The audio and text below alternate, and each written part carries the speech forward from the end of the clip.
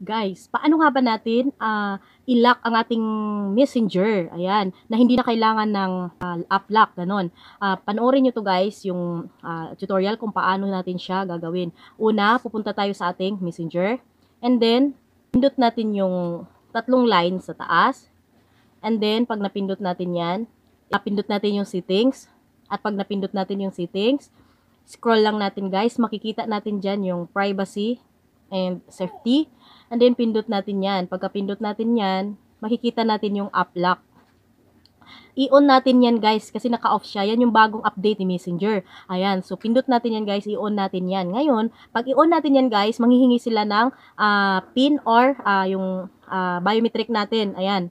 So, gawin lang natin yun guys. Tapos after nun, pag nasit na natin yun, automatic na yun siya guys na magkakaroon na ng lock ang ating messenger.